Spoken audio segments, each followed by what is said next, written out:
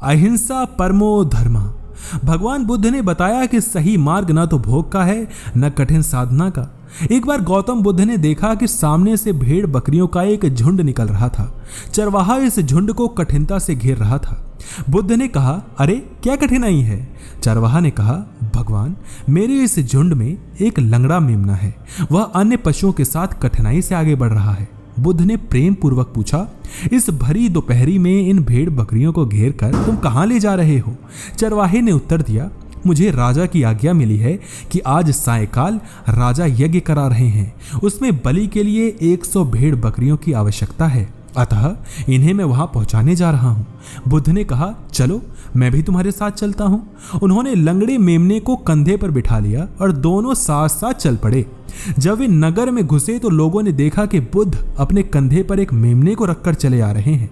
कुछ लोग उन्हें जानते थे और कुछ नहीं भी जानते थे, पर उनके बारे में सुना अवश्य था। लोग बोले, देखो ये वे तपस्वी जा रहे हैं जो सामने पहाड़ी पर रहते हैं, कैसे शांति के अवतार हैं। वे दोनों यज्ञ स्थल पर पहुंचे। राज सेवकों ने भेड़ बकरियों को गिना, पर जैसे ही वध स्थल पर नियुक्त व्यक्ति पशु के गर्दन काटने के लिए उद्धत हुआ, बुद्ध ने कहा, राजन, वधकर्ता को घड़क मत चलाने दो, पहले वह मेरी गर्दन पर घड़क चलाए। हे राजन, पशुओं को छोड़ दो। वह राजा भगवान बुद्ध के आगे नतमस्तक हो गया। उसने बलि के लिए मंगवाए सभी पशुओं को छोड़ दिया और इस प्रकार उस राज्य से हिंसा का हमेशा हमेशा के लिए नामो निशान मिट गया। भगवान बुद्ध के जीवन में घटना हुई। वे चचेरे भाई देवदत्त के साथ बगीचे में घूम रहे थे। उन्हें एक हंस उड़ता हुआ दिखा। तभी देवदत्त ने अपने एक बाण से निशाना साधा और हंस लहूलुहान हो जमीन पर आ गिरा।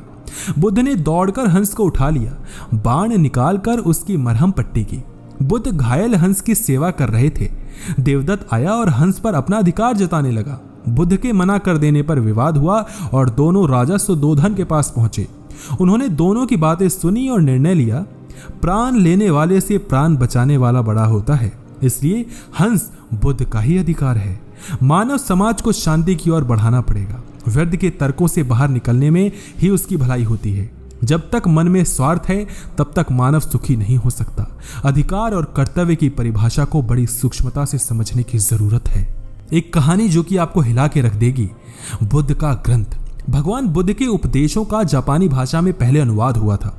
अनुवाद तो हो गया, किंतु वह छपे कैसे? उस समय कोई भी धनी व्यक्ति इस ओर ध्यान नहीं दे रहा था। अंत में एक निर्धन बौद्ध भिक्षु ने यह काम पूरा करने का निश्चय किया। उसने लोगों से 1-1 रुपए मांगा और उसको मांगना प्रारंभ किया। इस प्रकार उससे 5-10 हजार रुपए हो गए। ग्रंथ छपने के लिए इतना ही धन चाहिए था।